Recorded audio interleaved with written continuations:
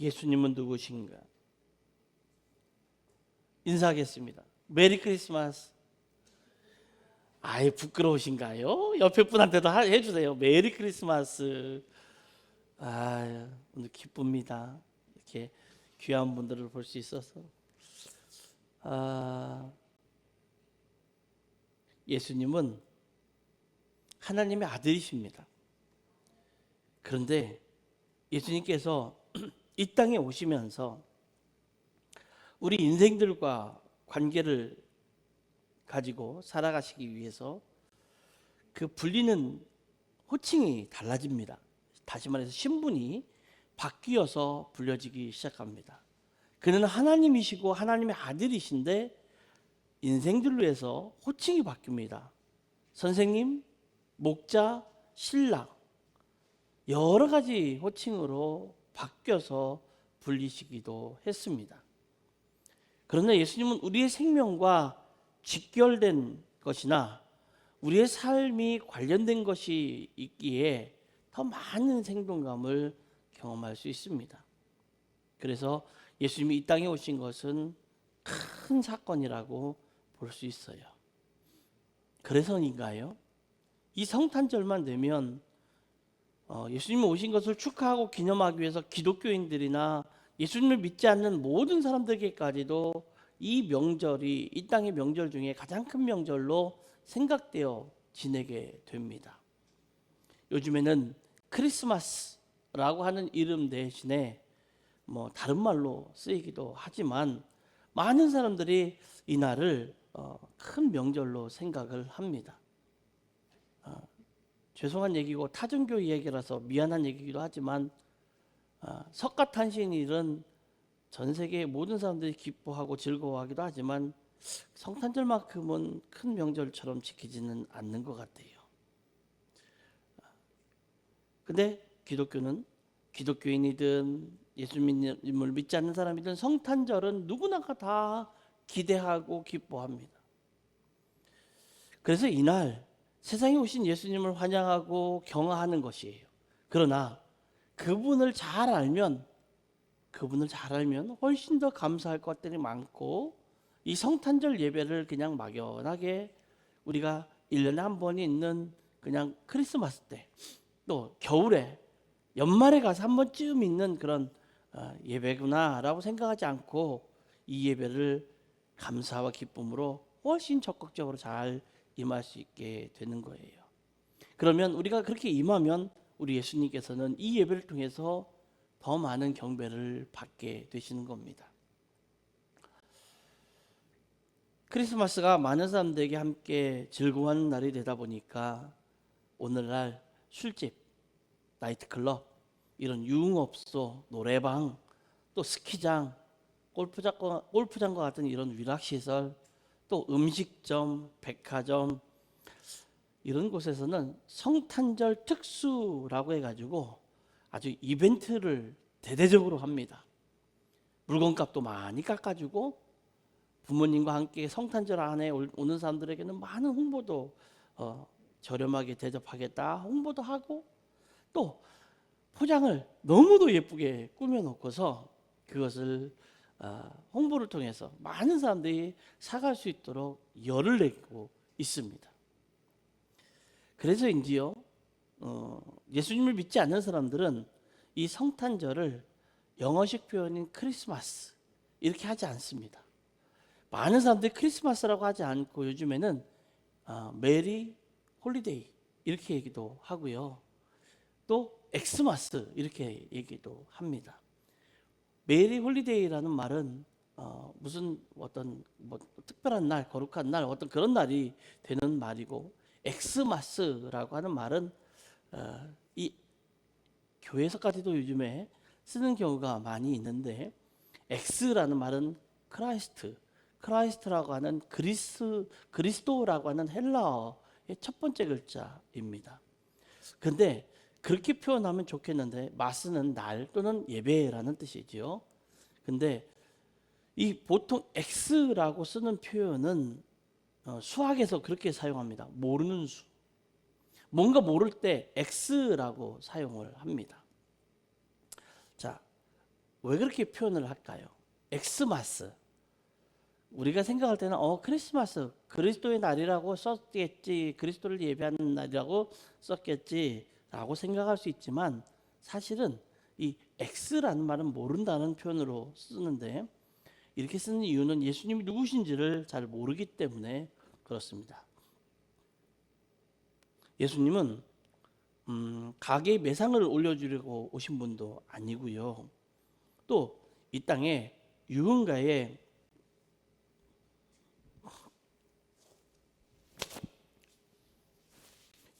분위기를 이렇게 끌어올려 주시려고, 그런데 관심이 있어서 오신 분도 아니에요. 어두운 골목을 배회하는 사람들에게 골목대장이 되시려고 오신 분도 아니고요. 예수님은 조용하고 경건하게 예배하는 사람들을 사랑하시고 찬송과 경배를 드리는 사람들에게 가까이 오셔서 그들을 구원하시고 그들을 위로하시기 위해서 이 땅에 오신 구주이십니다. 예수님은 그런 분이에요. 그래서 오늘은 예수님이 좀 어떤 분인지 오늘 본문을 통해서 배워봤으면 좋겠습니다. 첫 번째로 이 44절의 말씀입니다. 예수님은 이 세상에 오신 하나님이십니다. 예수님이 누구시냐 묻는다면 한마디로 하나님이라고 말할 수 있습니다. 그것만큼 분명한 대답은 없어요. 44절에서 예수님께서 나를 믿는 사람은 나를 믿는 것이 아니라 나를 보내신 분을 믿는 것이다 라고 이야기합니다. 예수님은 하나님이시며 하나님의 현현, 실제로 우리에게 보여주는 그분으로 오신 거예요. 복음을 전도하기 위해서 나가서 예수님을 믿으세요라고 얘기하면 이렇게 말합니다. 교회를 나오세요. 예수님을 믿으세요 말하면 내가 하나님을 보여주고 예수님을 보여주면 믿겠다라고 얘기합니다. 근데 우리가 예수님을 믿는다라는 얘기는 보이지 않는 하나님을 보면서 믿겠다라는 말과 같은 거예요. 하나님께서 인간으로 이 세상에 오신 분이고 이것을 우리는 성육신이라고 이렇게 부르는 거예요. 하지만 이것으로 예수님이 이 땅에 오신 것으로 인해 시끌벅적하다고 하는 것이 이해가 되지는 못할 것 같습니다. 단순히 성경에서 말하는 관점에서만 보면 당연한 거고 우리는 당연히 이것이 받아들여서 축하할 일이죠. 예수님이 우리를 위해서 이 땅에 오신 거니까, 성육신 하신 거니까 당연하다라고 생각하고 배웠습니다. 하지만 예수님을 믿지 않는 사람들의 이야기는 딴 나라 이야기입니다. 에휴, 어떻게 사람이 육신이 돼서 와, 하나님 육신이 돼서 와, 말도 안 되는 소리야. 어떻게 여자의 몸으로만 이 땅에 태어나, 있을 수 없는 일이야 라고 딴 나라 이야기가 됩니다. 그래서 우리는 예수님의 은혜와 사랑을 전해야 되는 거예요. 하나님께서 세상에 오셨다는 이 소식은 그야말로 세상에서 듣지도 보지도 못한 특별하고 가장 큰 소식입니다. 가장 기쁜 소식일 뿐만 아니라 가장 좋은 소식이에요. 그 신나는 좋은 소식을 우리만 듣는 게 아니라 모든 사람이 함께 들어야 되는 거예요. 저는 맛있고 좋은 식당이 있으면 사람들을 데리고 갑니다. 그것뿐만 아니라 좋은 곳이 있으면 마구마구 소개를 합니다. 왜 그럴까요? 좋아서. 우리가 예수님이 좋고 예수님이 사랑스럽고 예수님이 너무너무 그분 때문에 행복하면 가만히 있다는 얘기는 그분 안 사랑하고 좋아하지 않는다는 얘기예요. 왜요? 좋아하는 사람들은요 마구마구 가서 이야기합니다. 그 중에는 이런 분들도 계시더라고요. 나는 좋은 건 나만 갖고 싶어. 뭐 그럴 수 있겠죠. 근데 좋은 거는 나누는 거예요. 예수님 오신 소식은 누가복음 2장 10절에 보면 나는 온 세상 백성에게 큰 기쁨이 될 소식을 너희에게 전해준다라고 하는 천사의 소리가 목동들에게 들려집니다. 세상에 어떤 소식보다 큰 소식이고 어떤 소식보다 기쁜 소식이고 그 어떤 소식보다 좋은 소식이에요. 하나님이 세상에 오신다는 소식은 사람들이 그토록 만나고 싶어 했던 그 하나님을 인간의 모습으로 볼 수 있어서 이 땅에 오시는 사건이기에 너무너무 행복한 사건이 되는 거지요. 그렇다면 우리는 어떻게 해야 될까요? 그 즐겁고 복된 이 날을 우리만 즐기기에는 너무나도 귀합니다. 좋은 것을 나만이 알고 있는 거, 그것을 비밀로 하는 사람 있는가 하면 대부분은 소개하죠. 저처럼. 그렇다면 우리는 아직도 믿음이 없어서 예수님을 모르는 사람들이 너무 많은데 그들에게 이 좋은 소식, 기쁜 소식, 귀한 소식을 알려야 되는 거예요. 우리 이웃과 주변에게 이 복된 날, 하나님께 예배하지 못하고 세상에서 좋다고 하는 것들에게 묻혀 사는 저 사람들에게 이날은 너희들이 좋아하는 그것에 묻혀 사는 게 아니라 우리가 함께 즐거워할 그분을 기뻐하는 날이야 라고 전해줘야 되는 거예요. 왜 그럴까요? 예수님은 우리만 위해서 오신 분이 아니라 저들을 위해서도 오신 분이기 때문에 그렇습니다. 하나님이 사람으로 오셨다는 이 소식을 전해야 하는 것은 당연한 도리예요. 뭐 코로나가 끝났네 안 끝났네 이런 얘기를 하지만 뭐 코로나19로 인해서 어쩔 수 없다. 뭐 사람들이 교회를 좀 싫어한다. 교회 얘기하면 짜증낸다. 그런 얘기를 할 수 있어요. 솔직히 얘기해 보자고요. 왜 그들이 교회 이야기를 하고 그러면 싫어할까요? 내가 예수님을 믿는 사람처럼 살지 않았고 내가 예수님을 제대로 알려주지 않았기 때문에 그들이 나를 싫어하는 거예요. 좋은 걸 말해주는데 싫어할 사람은 아무도 없습니다. 잘 되는 걸 말해주는데 싫어하는 사람은 이 세상에 단 한 명도 없습니다.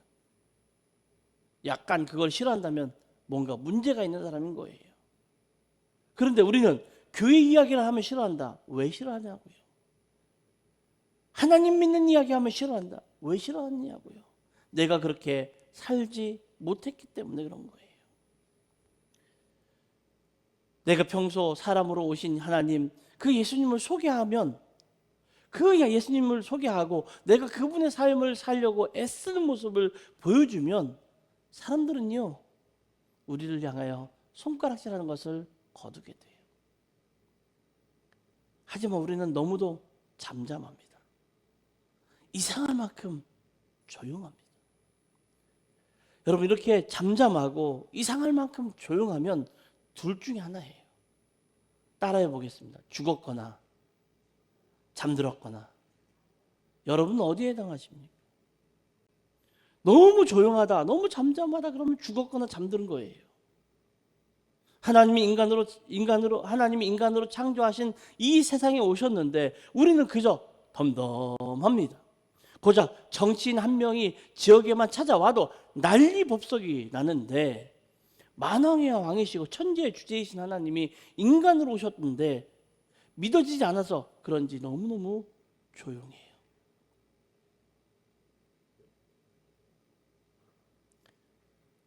그래서 제가 올해는 잘 못 만들었지만 저렇게 바깥에다가 만들어 놨습니다. 좀 시끄럽히려고. 내년에는 바깥으로 찬송 소리도 좀 같이 나가게 해볼까 생각 중입니다. 막 기쁘다고 조셨네 막 이런 막 나가게. 요즘에 너무 캐롤 소리가 안 들려요. 관심이 없는 사람들 같아요. 근데 중요한 거 웃긴 거는요. 교회에서만 요란해요. 교회 안에서는 요란합니다. 기쁘다고 오셨네 그러고 난리도 그런 난리 없습니다. 근데 예수님에게는 관심이 없어요. 그렇게 오신 예수님 때문에 구원을 얻었는데 그 좋은 소식을 전하지 못해요. 구원의 기쁨을 느끼지 보지 못해서 그런 거겠죠. 그래서 그것을 모르겠죠. 여러분의 마음에 예수님이 우리를 사랑하신다는 말을 전하고 싶지 않으십니까? 그렇다면 소리를 높여서 얘기해야 돼요. 예수님이 나를 위해서 오셨다. 예수님이 당신을 위해서 이 땅에 오셨다. 그분은 하나님이시라. 또 46절에 보니까 예수님은 세상에 빛으로 오셨습니다. 예수님은 세상에 빛으로 오셨습니다. 빛을 지으신 예수님이 다시 빛이 되어서 이 세상에 오셨어요. 그 빛이 세상에 왔지만 어두움은 그 빛을 영접하지 않았습니다. 아니 어쩌면 그 빛을 영접하기 싫었을 수도 있었습니다. 왜 그러냐? 그 빛이 들어오면 어둠이라는 것은 물러가야 되거든요. 다시 말해서 그 빛이 들어오면 나의 치부나 보이기 싫은 것들이 낱낱이 내 안에서 다 끄집어져 나오기 때문에 그래요. 그러나 요한복음 1장 12절 말씀과 같이 그 빛을 영접하는 자에게는 엄청난 특혜가 주어집니다. 그 특혜가 뭐냐면 하나님의 자녀가 되는 권세를 주게 돼요. 우리는 큰 빛이신 하나님을 영접한 작은 빛이기 때문에 그렇습니다. 그래서 하나님의 자녀가 되는 거예요. 예수님은 세상의 빛이기 때문에 그 빛을 따른 자는 어둠 속에 거주하지 못하게 됩니다. 자꾸 부딪혀요. 싫어져요. 빛이 얼마나 귀하고 소중한지 여러분 아시죠? 상상하기도 끔찍합니다. 세상에 빛이 없어 깜깜한 어둠이 세상을 주관해서 이 세상에는 소리와 냄새만 있을 때를 여러분 한번 생각해 보십시오. 지금 여기가 깜깜하고 어둠만 있다면, 여기가 지금 깜깜하고 어둠만 있고 빛이 아무것도 켜지지 않고 그렇다면 제 마이크 소리밖에 더 들리겠습니까? 여러분, 인물이 잘생기고 못생김도 의미가 없고요. 그럼 저는 어떻게 하죠? 하여튼 의미가 없고요. 예쁘고 미운 것도 알 수 없어요. 그럼 여러분 어떻게 합니까? 다만 소리, 냄새에 의해서 평가될 수가 있어요. 그럼 목소리 좋은 사람, 향수 뿌린 사람만 귀하게 대접을 받을 수가 있게 된다는 거지요. 다시 말해서 좋은 것은 감춰진다는 거예요. 그리고 가면을 쓴 것들이 남들을 지배하게 된다는 거예요. 캄캄한 어둠이 전부라면 알록달록한 이 아름다운 색깔들은 무슨 의미가 있습니까? 그런데 자연의 색깔들을 보면 하늘의 아름다움과 달과 별의 아름다움을 볼 수가 있어요. 동해안으로 이사 와서 제일 좋은 게 동해안에 나가서 사진을 찍을 때 너무 아름답습니다. 어쩜 저렇게 하늘이 파랄까? 여러분, 그거 볼 수 없어요. 빛이 없다면 그런 거 볼 수가 없어요. 다 빛 덕분이에요. 이 땅에 어둠만 있다면 두 눈 대신에 더듬이가 하나씩 이렇게 있을 거예요. 눈은 태화가 되고 더듬이만 하나씩 발달돼서 더듬이가 다다다다 움직이게 될 거예요. 앞을 못 보는 분들을 보면 빛이 얼마나 간절한지 알 수 있을 것 같습니다. 빛의 세계에서 사는 것을 감사해야 합니다. 그것을 감사할 줄 몰라요. 빛과 어두움은 믿는 자와 믿지 않는 자의 세계로도 표현이 돼요. 저와 여러분이 구원받은 이 사실을 구원받지 못한 이들에 비해서 감사해야 하는 것은 당연한 겁니다. 예수님이 아니면 어떻게 이런 빛 가운데 우리가 있을 수 있고 빛의 자녀가 될 수 있단 말입니까? 그래서 우리가 어떻게 빛의 자녀가 되었는지 한번 보도록 하겠습니다. 그것은 빛이신 예수님과 함께 살기 때문에 그렇습니다. 빛 가운데 있으면서 어둠으로 살 수는 없어요. 어둠은 빛이 들어오면 저절로 어둠은 사라지게 됩니다. 아침 해가 떠오르면 길었던 어둠은 저절로 거치게 됩니다.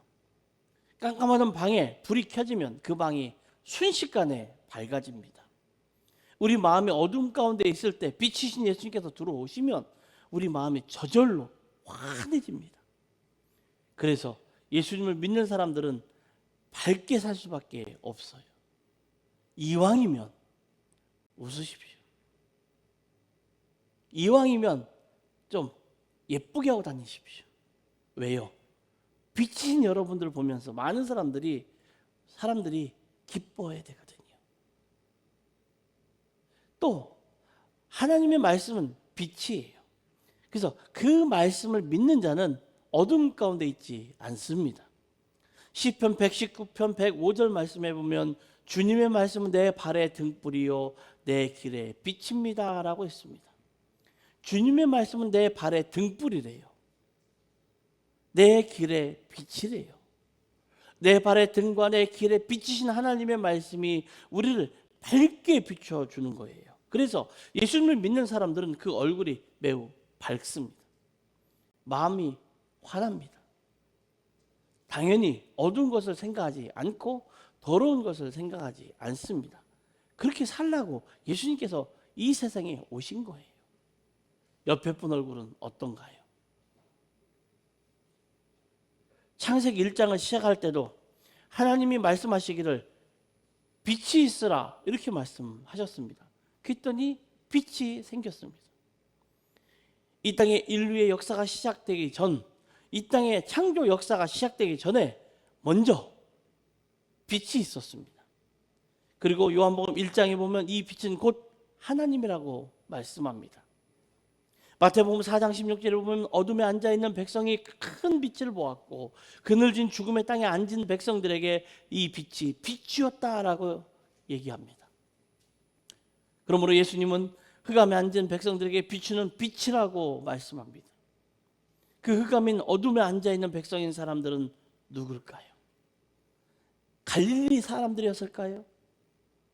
예수님 당시의 사람들이나 성경의 사람들이 아니라 빛이신 하나님이 없이 어두운 세상 가운데에 죄 속에 파묻혀 살고 있는 사람들, 여전히 그것이 죄인지도 모르고 여전히 그것이 즐겁고 행복하고 쾌락적인 것이 모든 것인 줄 알고 살아가는 그 사람들 뿐만 아니라 저와 여러분을 위해서도 그렇게 하신 거예요. 그런데 그 어둠 속으로 빛이신 예수님께서 들어오심으로 세상이 밝아졌습니다. 그리고 그 빛을 믿는 저와 여러분은 작은 빛이 되었습니다. 예수님은 그 빛 앞에 모여든 사람들을 향하여 마태복음 5장 14절에서 너희는 세상의 빛이다. 산 위에 있는 마을은, 산 위에 세운 마을은 숨길 수가 없다라고 말씀하셨습니다. 그러니까 빛이신 예수님 앞에 나온 사람들은 함께 빛이 되는 거예요.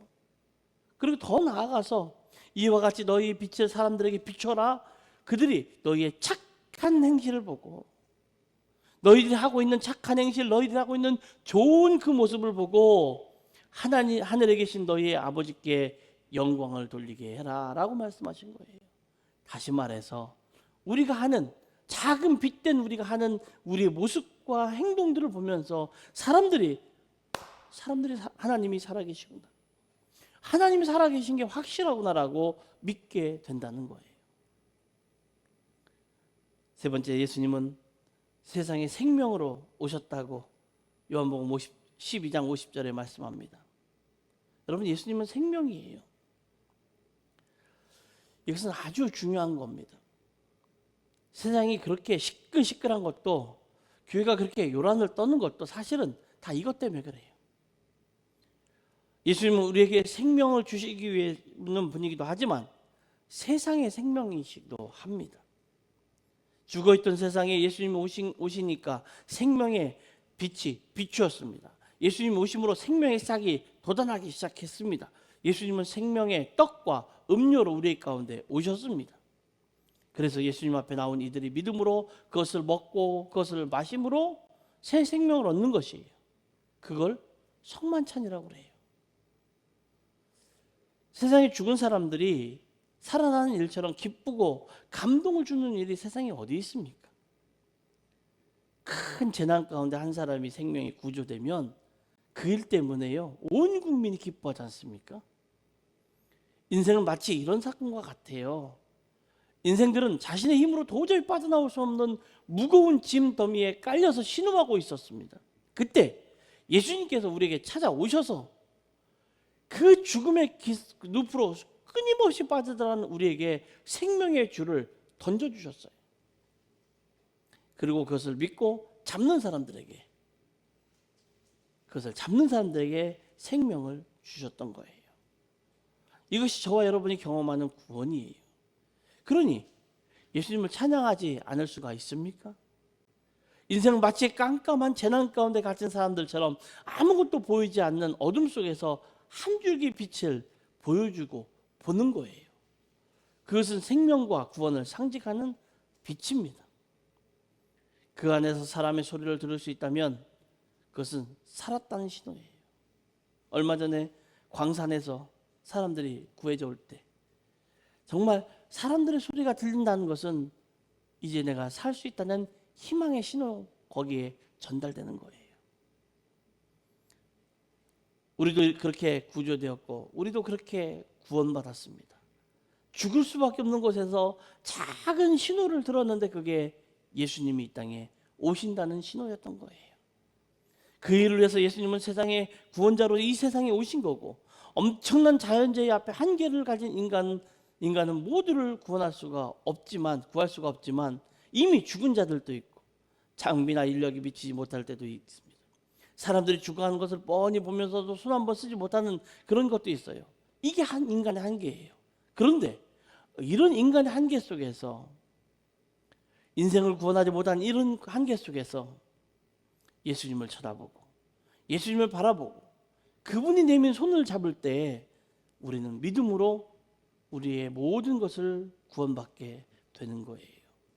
왜 그럴까요? 그분은 생명이기 때문에 그렇습니다. 결론입니다. 저는 성탄절만 생각하면 예수님이 입장에서는 별로 안 좋을 것 같다, 이런 생각이 들어요. 물론 예수님이 이 땅에 구원하시기 위해서, 우리를 구원하시기 위해서 하나님이 사람이 되어 오신 거지만 그분도 이 땅에 오셔서는 인간의 성정을 그대로 가지고 살으셨어요. 그런데 생각해 보세요. 알고 오는 거잖아요. 뻔히 고통받고 죽을 거 알고 오는 거잖아요. 근데 우리는 그 상황을 알면서도 기뻐합니다. 남이 잘못되는 거에 대해서 기뻐하는 것과 같이 우린 너무 기뻐합니다. 왜 오셨는지는 전혀 생각하지 않아요. 그분이 이 땅에 왜 오셨는지, 오셔서 어떤 일을 겪게 될 거에 대한 것은 전혀 생각하지 않아요. 인간의 입장에서 보면 성탄절은 정말 세상에서 가장 기쁜 날이에요. 아이들은 이 날이 정말 말할 수 없이 기쁜 날이죠. 어른들도 뭐 다를 게 없죠. 그런데 말씀드렸잖아요. 예수님 입장에서 보면 이 날은 안 좋을 것 같아요. 하지만 인간의 감정이 아니신 예수님은 이 날을 인간의 감정으로는 좋지 않을 수 있으나 이 날이 하나님의 입장에서 봤을 때는 인류 구원을 선포하는 날이기에 예수님은 이 땅에 오신 거예요. 그래서 온 세상 사람들이 종교와 관계없이 이 날을 축하하고 즐거워하는 날로 보내는 거예요. 예수님이 이 땅에 오신 날이, 이 날 못 쉬는 사람들도 있어요. 근데 전 세계는 이날 하루를 꼭 쉽니다. 그리고 이날에 인간으로 오신 하나님, 그리고 그 놀라운 일을 행하신 하나님을 우리는 예배하는 거예요. 그분을 섬기고 찬양하고 경배하도록 하루를 쉬게 했지만 아직도 그날을 엉뚱하게 보내는 사람들도 많습니다. 왜 그럴까요? 왜 이 좋은 날, 왜 이 어마어마하게 기쁜 날, 누구나가 다 쉬면서 하나님을 바라보라고 하는 이 날, 누군가는 여전히 엉뚱한 일을 하면서 지내고 있을까요? 그것은 이 놀라운 은혜를 경험하고 이 놀라운 감격을 경험한 사람들이 이것을 전하지 않기 때문에 그런 거예요. 우리가 성탄의 기쁨을 맞이하면서 오늘 우리는 예수님 오셨으니까 우리는 기뻐합시다라고 말하는 것이 아니라, 예수님이 이래서 오셨구나, 그렇다면 우리가 할 일은 뭘까라고 하는 것을 생각하는 귀한 날이 되어서 이 은혜를, 이 놀라운 은혜와 감격을 마음껏 증가할 수 있는 이 복된 날로 이 성탄의 기쁨을 맞이했으면 정말 좋겠습니다.